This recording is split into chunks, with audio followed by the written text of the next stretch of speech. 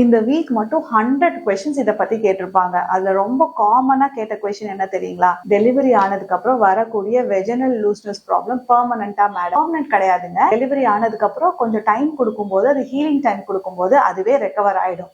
இல்ல நிறைய பேத்துக்கு கீகல் எக்ஸசைஸ் ஸ்டார்ட் பண்ணதுக்கு அப்புறம் நிறைய பேத்துக்கு ரெடி ஆயிடும். ரெண்டாவது கொஸ்டின் என்ன கேட்டிருக்காங்கன்னா, கீகல் எக்ஸசைஸ் இந்த வெஜினல் டைட்டனிங் பண்ணுமா, எல்லாருக்குமே சரி பண்ணுமா அப்படின்னு கேட்டிருக்காங்க. கீகல் எக்ஸசைஸ் சில பேருக்கு மட்டும் வெஜினல் டைட்டனிங் பண்ணும். இது எல்லாத்துக்குமான ஆப்ஷன் கிடையாது. கீகல் எக்ஸசைஸ் நிறைய பேருக்கு ரொம்ப வெஜினா ரொம்ப டைட்டா ஃபீல் பண்ணுவாங்க. பெல்விக் ஃப்ளோர் மசில்ஸ் ரொம்ப டைட்டா இருக்கவங்களுக்கு நம்ம கீகல் எக்ஸசைஸ் நம்ம அட்வைஸே பண்ண முடியாது.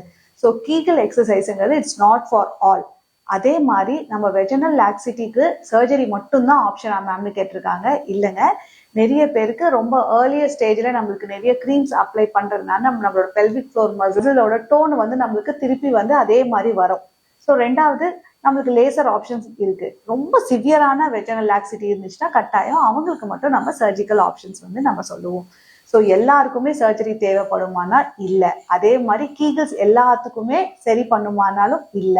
ஸோ இதுக்கு எல்லாருமே இதை நினைச்சு நீங்க பயந்துக்காம ஓப்பன் அப் ஆகுங்க. உங்களுடைய ப்ராப்ளம் என்னங்கிறது டாக்டர்கிட்ட சொல்லுங்க. அதுக்கான சொல்யூஷன்ஸை பாருங்க.